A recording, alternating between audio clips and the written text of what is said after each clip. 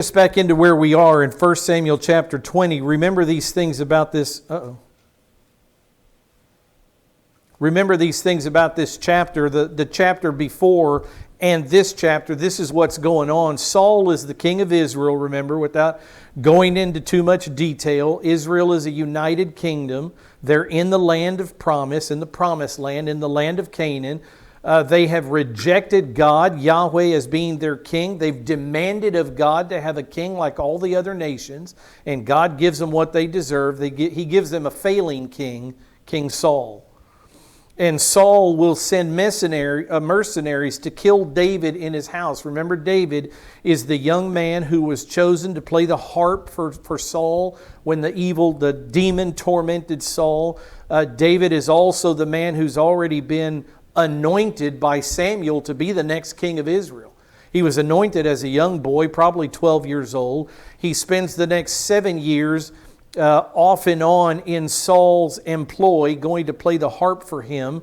He has become Saul after he killed Goliath, remember. Part of the package deal, if you kill Goliath, was to take one of my daughters as your wife. And so David, as the killer of Goliath, got one of Saul's daughters. Her name is Michal. David is living with his wife, Michal, Saul's daughter, and Saul is so incensed by David, so hating of David, because David is becoming, the people are starting to love David more than they do Saul. They're singing songs. The women are singing songs as David comes back from battle, that Saul has killed his thousands, but David has killed his 10,000s. They're elevating David to a position in their hearts and their minds higher than Saul, and the jealousy of Saul can't handle it. There's not enough room for Saul and David in the kingdom of Israel, and so Saul will send mercenaries one night to his daughter-in-law's house to kill his son-in-law David.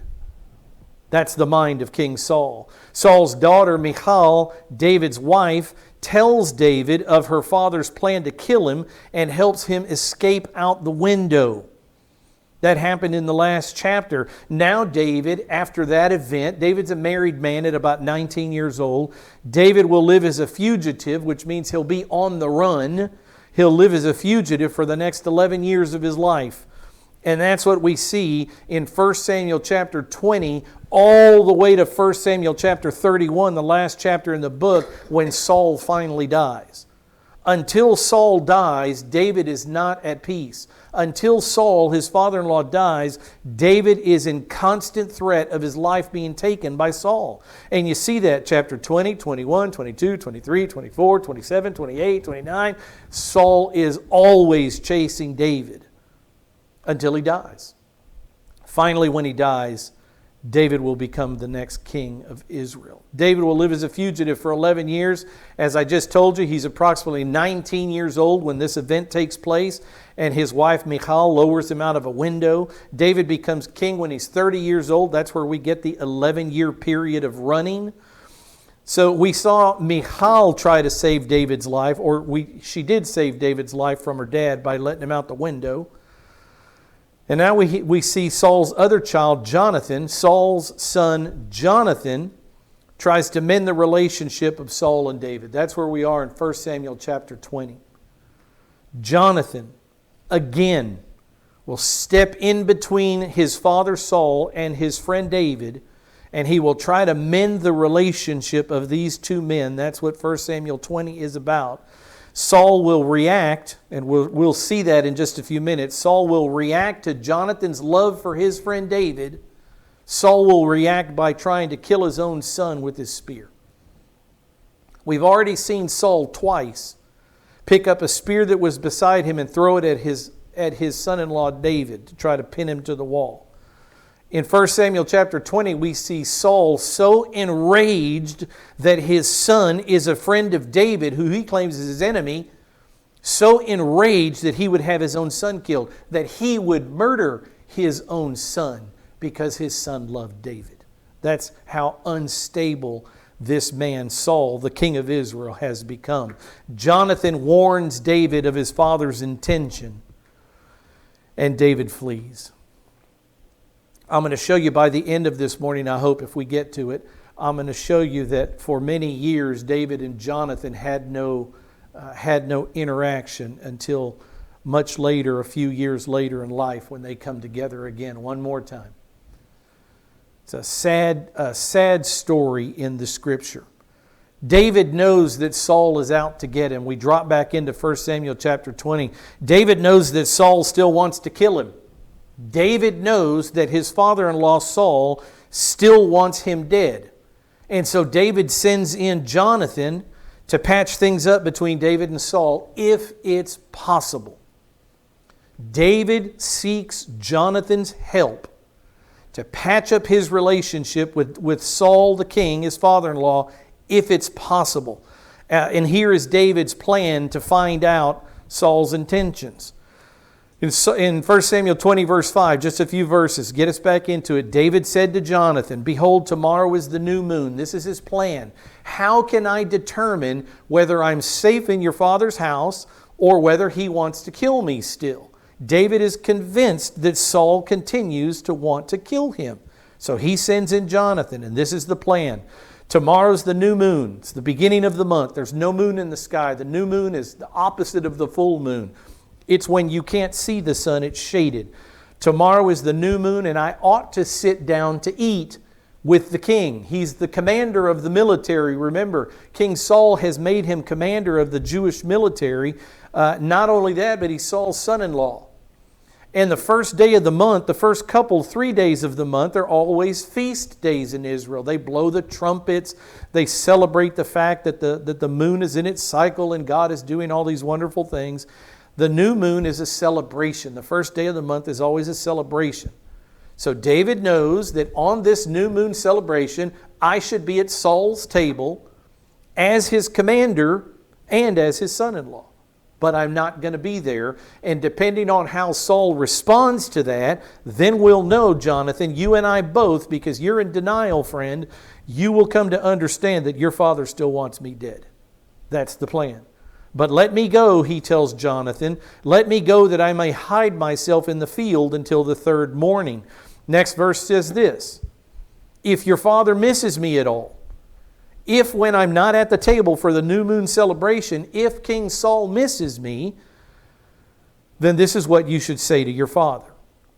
David earnestly asked leave of me to return or to run to Bethlehem, his city, because it's the yearly sacrifice there for the whole family.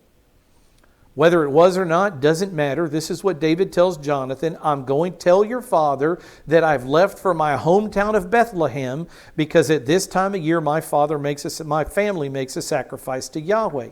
This is what you say to Saul if he misses me.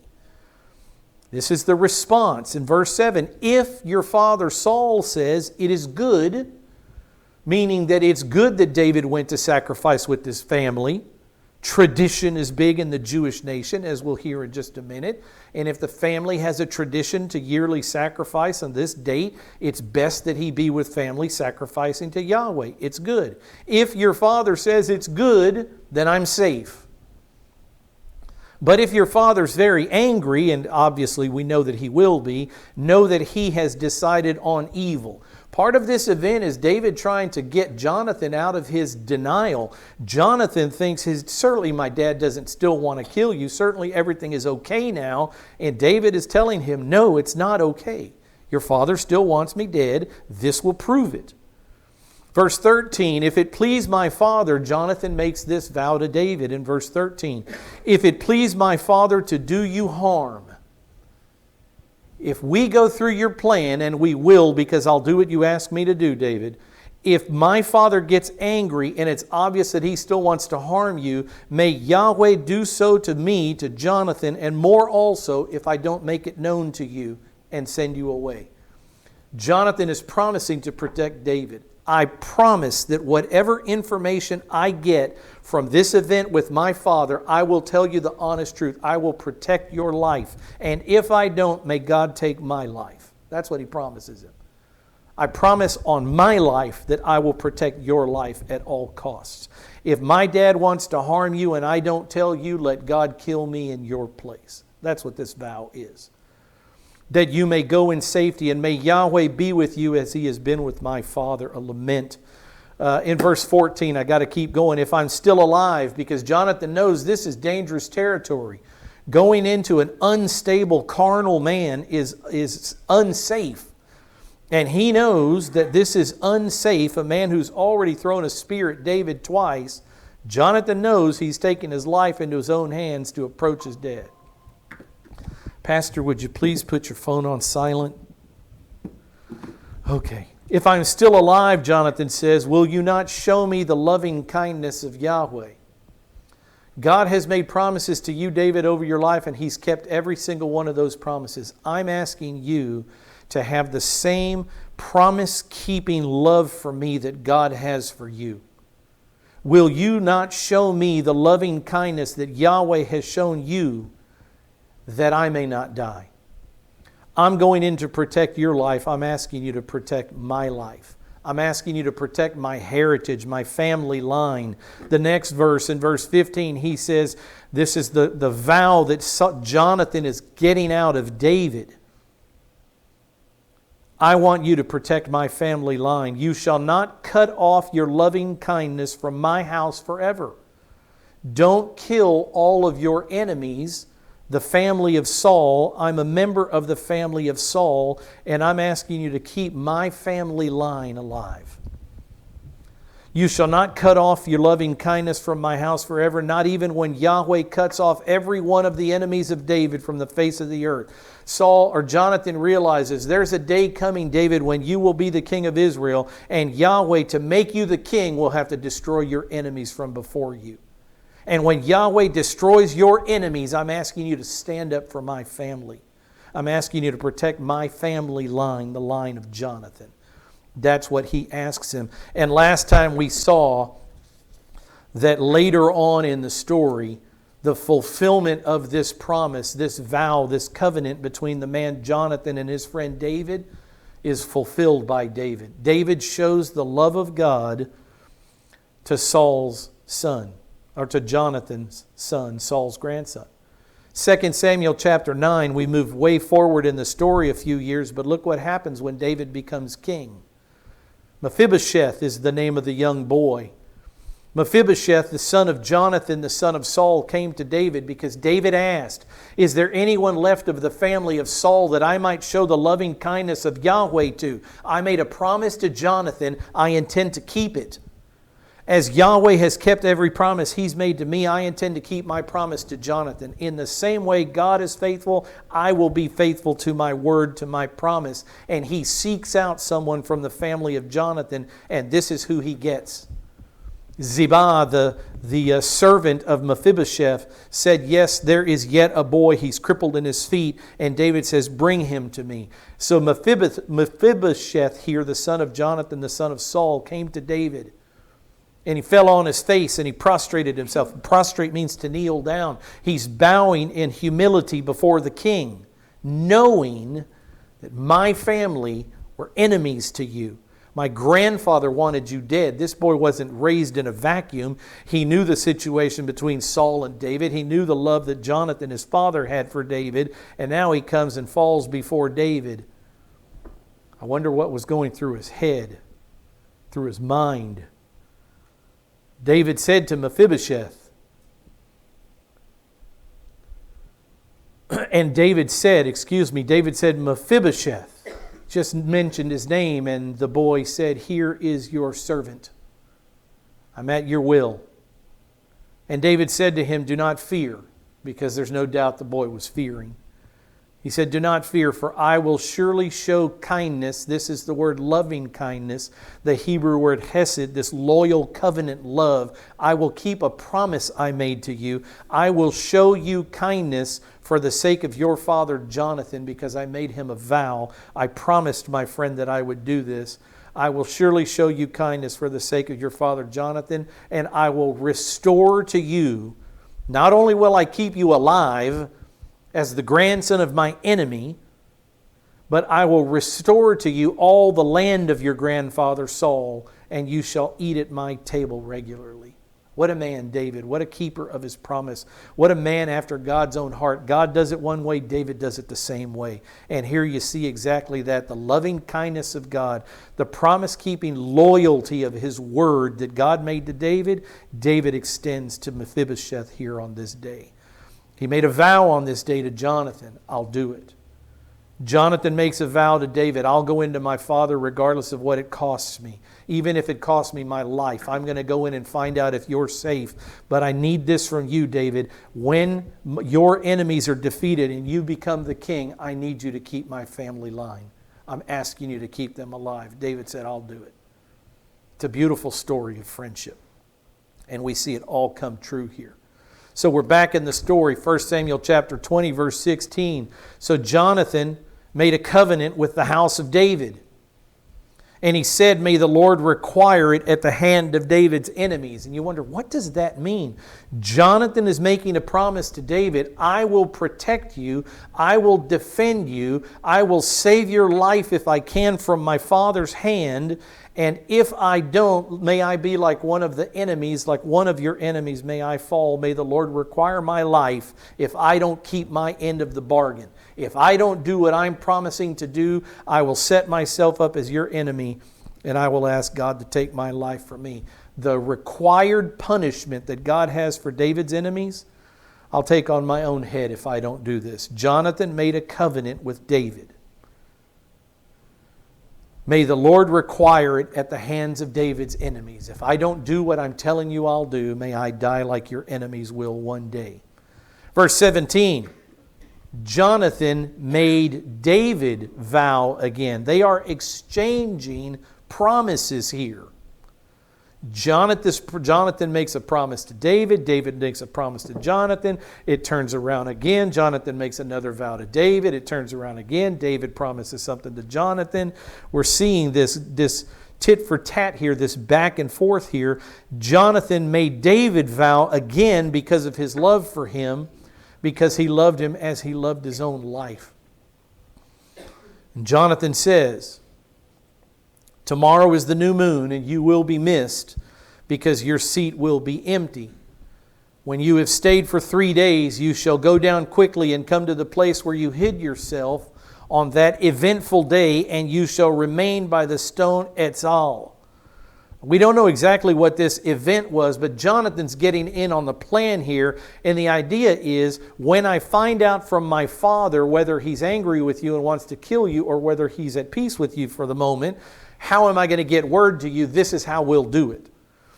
And that's what Jonathan is saying. Go down to the field that we both know, because that's where you ran to on that eventful day. Now what I'll say is, we don't know what Jonathan was referring to when he says on that eventful day, but I have a guess. My guess is the first 2 times that that Saul threw a spear at David, it says that David fled, and I would guess that David fled to this field. That eventful day may be the days in which Saul had already tried to take David's life, and this is where he ended up. It seems like an appropriate place to go as they're finding out whether Saul wants to kill him or not. Verse 20 says, I'll shoot 3 arrows. This is how Jonathan is going to let David know his father's reaction. I'll shoot 3 arrows to the side as though I shot at a target. And you may say, why not 1 arrow? Why 3 arrows? And the fact is, he's going to use a young boy. He's going to take a lad, a young child out there with him to gather his arrows. And if he shoots 1 arrow, it may be suspicious to the boy. But if he shoots 3 arrows, it'll just be like he's taking target practice, right? He's shooting multiple arrows at a target. Remember, Saul is the king. Don't lose sight of the players here. Saul is the king of Israel. The boy is in the employ, the lad, the young guy who's going to pick up the arrows, would have been loyal to the king of Israel. And if this young boy would have seen something suspicious, he likely would have gone to tell the king or one of the king's servants, let him know, hey, something's really weird going on, because I just went out with Jonathan and he only shot 1 arrow, and nobody just shoots 1 arrow. So if something was seeming strange to the boy, he would have gone to tell King Saul. So the plan is I'll shoot 3 arrows. I'll get him, I'll knock him off the scent trail, right? It'll just be shooting at targets. He keeps going in verse 21, behold, I'll send the lad, the young boy that's going to get the arrows. And I'll say, go find the arrows. If I specifically say to the lad, behold, the arrows are on this side of you, get them. If this is what I tell the boy, the arrows are on your side, then come, for there is safety for you and no harm, as the Lord lives. I promise you this. Depending on what I tell this boy and where I shoot these arrows, this is how you'll know whether it's safe. If I say to the youth, behold, the arrows are beyond you, then you, David, if you hear those words out of my mouth, the arrows are beyond you, then you need to go, he commands his friend David, for the Lord has sent you away. Who is Jonathan understanding is in complete control of this situation? Who is it that will either bring David back into the palace or send David away? Who is it? Who did he just say? God, the Lord, Yahweh, has sent you away. If it is that my father's madness still wants to kill you, that's an act of God. He's allowed this. The plan of God is rolling this way. You will be seated as the king of Israel one day, but not today. And if God sends you away because of my father, so be it. That's the plan of God. And it's the Lord who has sent you away. I love the mindset, the focus on the plan of God in Jonathan's eyes. Verse 23, as for the agreement, goes back to the vow, the covenant, the promise. I'll risk my life and go into my father to find this out, David, but I want you to make a promise that you'll keep my line alive on earth. So he says, as for the agreement of which you and I have spoken, behold, the Lord Yahweh is between you and me forever. I'll do my part, you do your part, and Yahweh is our witness. We have sworn on the living God.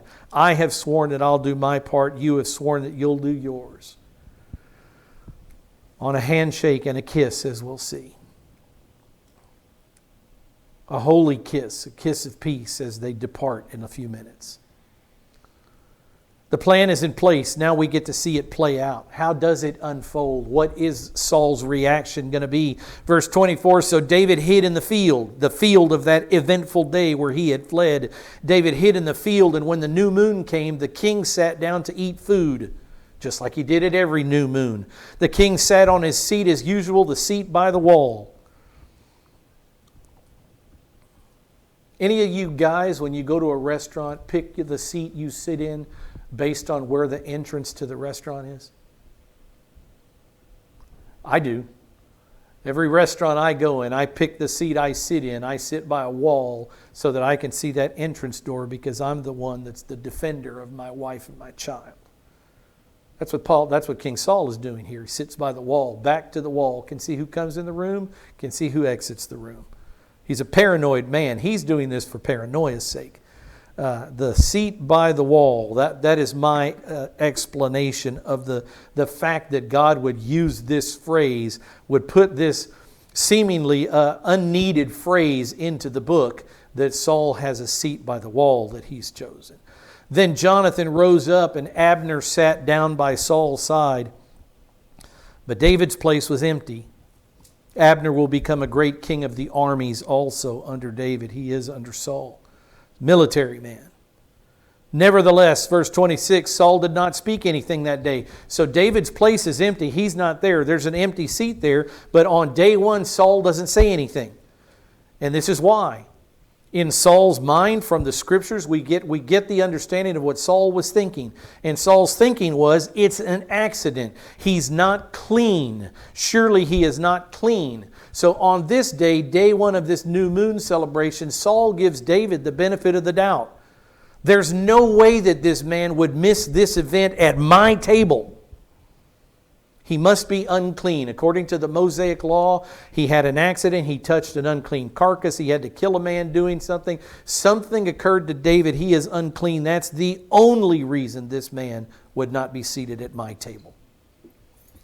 He's unclean. So he gives him the benefit of the doubt, and he assumes that he was unclean according to the law, the Mosaic law, and that's why he couldn't be in the presence of the king. Ceremonial uncleanness. It doesn't mean he was dirty and he hadn't taken a bath.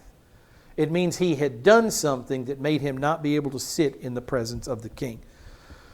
Verse 27, we see the next day. It came about the next day, the second day of the new moon, that David's place was empty. So Saul now, no longer giving David the benefit of the doubt, Saul turns to his son Jonathan, and he has this to say. I want you to notice here that David is not called David anymore by Saul. David gets a new name from his father-in-law Saul, and his new name is son of Jesse. He called his friend David. He calls his enemy the son of Jesse.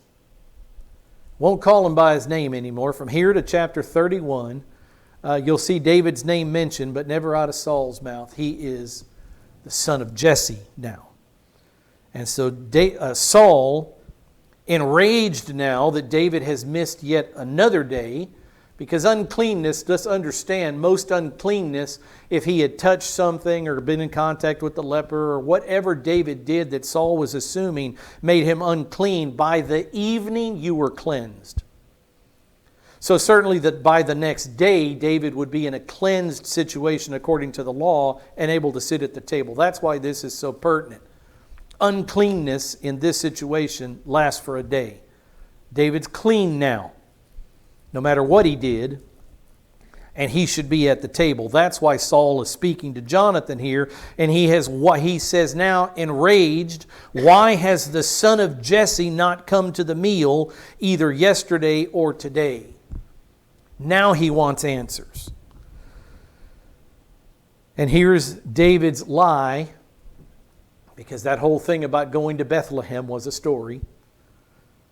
Here's his lie told by his friend Jonathan. Jonathan said to his father Saul, the king, David earnestly asked leave of me to go to Bethlehem. For David said, please let me go, since our family has a sacrifice in the city, and my brother has commanded me to attend. That's an interesting statement. David, remember, is the youngest of his father Jesse's children. When Samuel went to anoint the king, Eliab and all the other boys of Jesse came forward. It wasn't until the end that Samuel said, surely there has to be another one. And Jesse said that yes, there's yet the youngest, but he's out in the field taking care of the animals, taking care of the sheep. And Samuel said, we won't sit until he arrives. He's the youngest of Jesse's sons. David is. And it's interesting here that David, in this idea, this plan, this manipulation, this thing, this story to get the truth out of Saul, says that if my brother calls me, if my oldest brother commands me to show up in my hometown, then I have to go. Remember who David is here, the anointed second king of Israel, not yet taken the throne yet, but he has been anointed by Samuel. By the act of Yahweh, he will be the next king of Israel. He's the son-in-law of a king, King Saul, and he's a commander of the Israeli military. Yet David says, if my oldest brother commands, I must obey. Interesting. I mentioned earlier the traditions, the Jewish people's traditions, and how high they hold their traditions, their family structure. And even here, David at the position he was in Israel, when his oldest brother called, he jumped. Because that's the way the Jews lived. The oldest brother had the double portion, the inheritance. The oldest brother made many rules in the family. The oldest brother had a lot to do with giving the hand in marriage to his sisters. That's why, just an aside, that's why when Rebekah, let me ask you some Jewish history, see if anybody knows the answers. When Rebekah was chosen to marry her husband, what was his name? When Rebekah was chosen to marry her husband Isaac, she went into the house, and who was it that made all the deliberations? Who was it that was talking to the servant of Isaac, the servant of Abraham, who was it that did all the speaking for the family? Was it Rebekah's father or was it Rebekah's brother? It was Rebekah's brother. It was the oldest man in the house. He's the one that did the deliberations for his sister to get married. The oldest son in the family had enormous responsibility and privilege in the house. And that's why David says here that when my brother commands me to go home to the yearly sacrifice, I do it. Doesn't matter who I am. I could be the king of Israel. If my brother said come, I'm on my way, because that's the way tradition works in Israel. Remind you of a song? Fiddler on the Roof song, how the whole show begins with the idea of tradition and Tevye, the father in the house, and what Tevye rules. And Tevye gets to decide who his daughters marry and all of that, because that's Jewish tradition. That's the way things work. And that's what that whole movie is prefaced on. Tradition, ancient Jewish tradition, and the changes trying to taking place by the younger foolish generations. That's what you see in that movie. Tradition is important. And here David says, no matter who I am, if my brother says come, I'll come. So that's the story he tells Saul through Jonathan. My brother commanded me to come home to Bethlehem, and even if the king says no, I will follow my brother's command and go to Bethlehem. And so Jonathan continues, verse 29, he says, and now Jonathan continues telling his father what David said. David said to me, if I have found favor in your sight, please let me go away that I may see my brothers. For this reason, Jonathan tells his father, it's for this reason, the command of his oldest brother, that he has not come to the king's table. The bait is set. How is Saul going to react? The story has been told. It's exactly what David wanted Jonathan to say. Jonathan has said it in the presence of his father. If Saul says it's good that David responded to the command of his brother and went to Bethlehem, then David is in no danger. This is what David said. If your father responds angrily, then I am in danger. And Jonathan says, I'll tell you how my dad responds. That's where we are, right here in the story, verse 30. How is Saul going to respond? Then Saul's anger burned against Jonathan. What is Saul's new name for David? Son of Jesse. What is Saul's new name for his own son, Jonathan? I offer you a modern cuss word. You wonder where some of these things come from. Look what Saul called his son. Saul's anger burned against Jonathan, and he said to him, you son of a perverse, rebellious woman. Now, we say that differently today. Those that choose to say this say that a little bit differently, but make no mistake, that's what he was calling this man. Not only is Saul mad at his son, but he's mad at his own wife, the mother of Jonathan, this rebellious, perverse woman who I'm sure Saul blames for raising Jonathan as a kind, humane, godly man.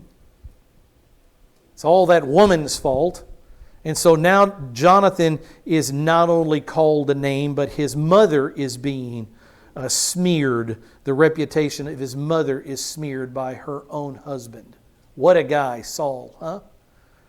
I'm going to throw him under the bus. I'll throw his no good mother, my own wife, under the bus too. Men. You son of a perverse, rebellious woman, do I not know that you are choosing the son of Jesse, not David? Do I not know that you're choosing the son of Jesse to your own shame and to the shame of your mother's nakedness? For as long as the son of Jesse, the third time he's called him that, for as long as the son of Jesse lives on earth, neither you, Jonathan, nor your kingdom will be established. Therefore now send and bring him to me, for he must surely die. I'm going to kill him for your sake, you foolish son. You son of a perverse and rebellious woman.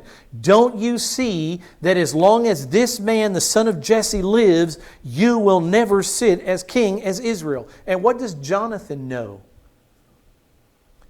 Dad, I'm never going to be the king of Israel, not because David's alive, but because Yahweh has rejected you, because you brought strange fire to him and didn't wait on Samuel the priest.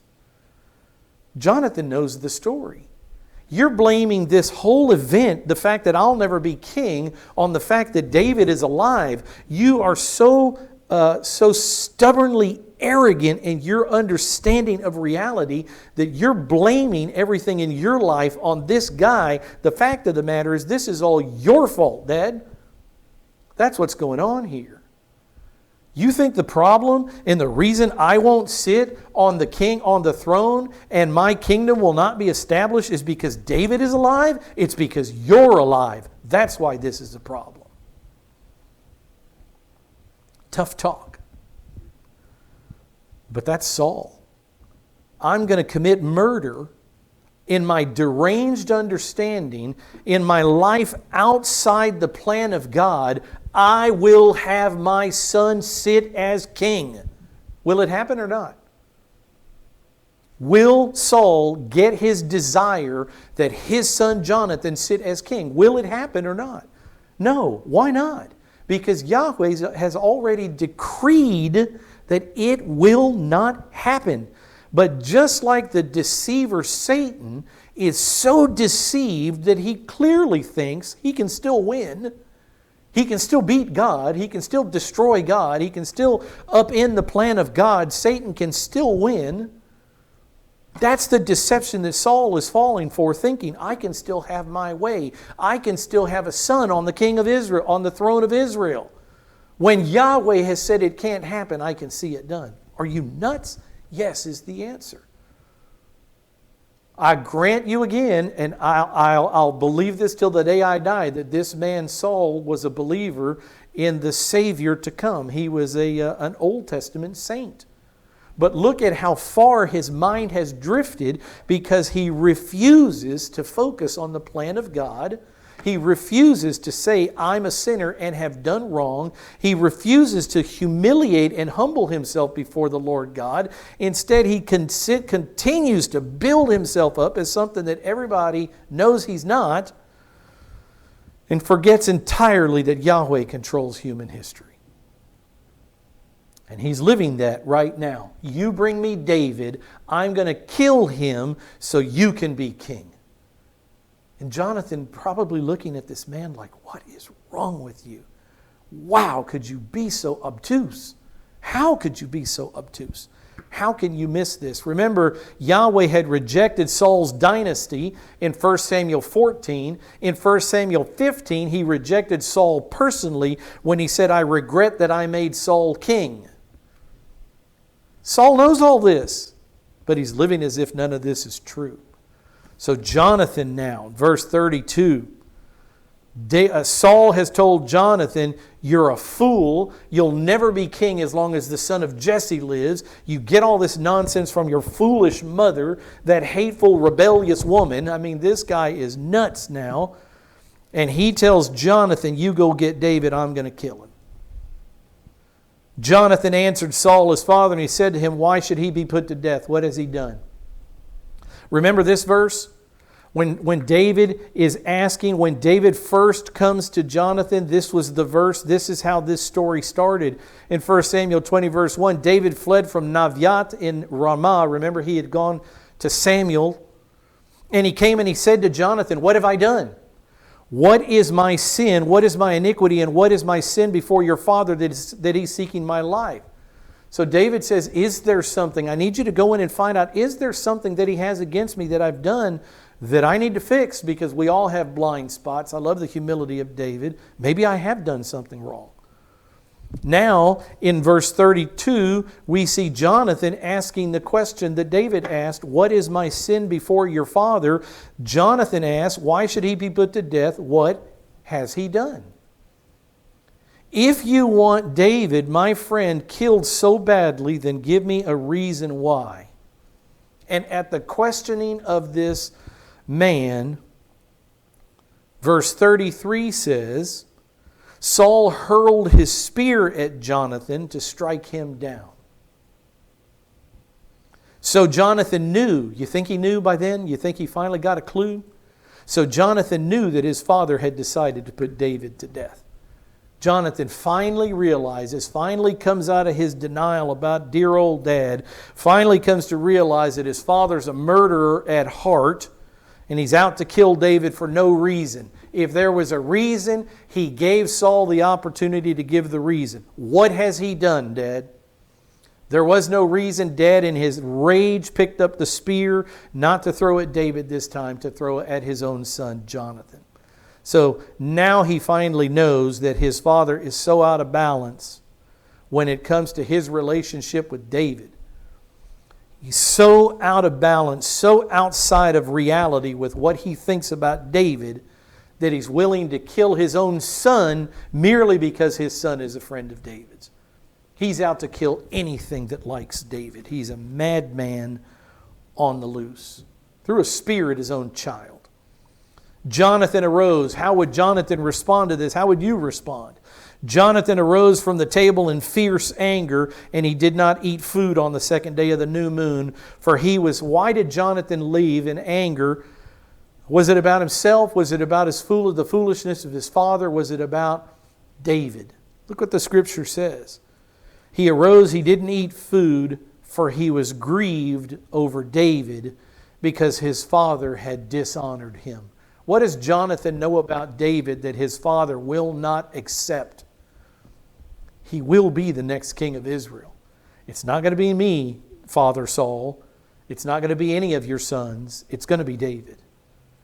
And Saul is so grieved over the fact that the next anointed king of Israel has been dishonored by the current king of Israel, that he grieves over David and leaves the table in fierce anger. Again, completely focused on the plan of God in making David the next king of Israel. Jonathan understands reality according to the way Yahweh has laid it out to him and to his father. He's no longer in denial about his father's hatred for David, and he has to go outside and tell David. Verse 35, it came about in the morning, Jonathan went out into the field for the appointment with David. Remember, he said, if I don't tell you what my father's thoughts are, may the curses of David's enemies be on me. He fulfills his end of the bargain. He's a promise-keeping man. Jonathan went out into the field, and a little lad was with him, just like he said. What do you think Jonathan has with him? A bow and some arrows. He said to his lad, run, find now the arrows which I am about to shoot. As the lad was running, he shot an arrow past him. When the lad reached the place of the arrow which Jonathan had shot, Jonathan called after the lad, and he said, is not the arrow beyond you? Remember the code? If the arrows are to your side, if I tell the lad the arrows are to your side, then it's safe. Come into the palace, sit at your table, the new moon feast. But if I tell the lad the arrows are beyond you, you must go, for the Lord has sent you away. And that's what he just said to the lad. Are not the arrows beyond you? And then he adds this, and Jonathan called out after the lad, hurry, be quick, do not stay. And Jonathan's lad picked up the arrow, and he came to his master. But the lad was not aware of anything. He didn't know what was going on. Only Jonathan and David knew about the matter. Verse 40 says, then Jonathan gave his weapons to his lad, and he said to him, go bring him to the city. He sent him back into the city, out of the field, away from earshot. Take my things, we're done today, no more target practice. Take my equipment and go back into the city. And when the lad was gone, and it was just David and his friend Jonathan, David rose from the south side, and he fell on his face to the ground, and he bowed 3 times. Who's bowing to who? The next king, the anointed one, David, is bowing to his friend Jonathan. You've saved my life. You went in, you took your life in your own hands, you went into your father. You took a spear for me, and you've saved my life. And David rose from the south side, and he fell on his face to the ground in humility and honor before his friend and the loyalty of his friend. And he bowed 3 times, and they kissed each other, and they wept together. Now, before anybody goes too far with the kiss, remember, I think it's at the end of the book of Romans and another epistle that I always forget, when Paul says to the people, greet each other. How? With a holy kiss. This isn't something strange. This isn't something oddly homosexual. You can't write anything into this event. Oh, I'm not going to find it now. That's okay. Trust me. If you want it, come up to me in a minute. I'll sit through here and go through all of Paul's letters and find where he says, here's one. 1 Corinthians chapter 16, verse 20, whatever that number is. Verse 20, all the brethren greet one another with a holy kiss. You see Europeans do this all the time still. Americans don't do this much, but Europeans, men, women, old, young, they always kiss each other. Once on one cheek, once on the other cheek. It's still a common greeting in the rest of the world. We no longer do this, but they still do it. They greet each other with a kiss that's a peaceful kiss, a holy kiss, a kiss that's set apart from a romantic kiss or any other kind of kiss. This is a kiss of unity, a kiss of togetherness, a kiss of peace, a kiss of brotherhood. And I'm sure that's what this was. I can almost picture it. They kissed each other and they wept together, knowing their future was now going to be, for the most part, separated. But David wept more. Imagine what Jonathan had just done for him. Jonathan, the crown prince. Jonathan, the one that should be king of Israel, except for Yahweh's decree that David would be. Jonathan gave up everything on this day. We've seen over and over how much Jonathan has given up, but on this day he made it nails in the coffin. Jonathan will never be king. His father wouldn't let him sit as king. He just demoralized his mother, and he tried to kill his son Jonathan. It's all over for Jonathan from this point forward. David sees what his son has given, what his friend has given up for him, and what David saw was more than what Jonathan had given up on this day was more than David had given up to date. David wept more. Jonathan said to David, "Go."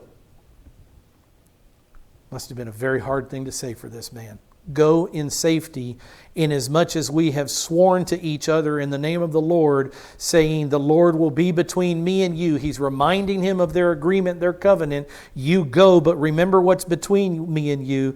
The Lord will be between me and you, and between my descendants and your descendants forever. You promise not to cut off my descendants." And then David rose and departed while Jonathan went back into the city.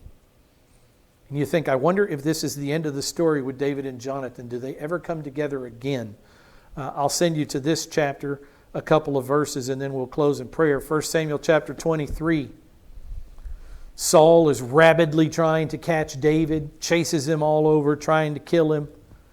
David became aware that Saul had come out to seek his life while David was in the wilderness of Ziph at Horesh.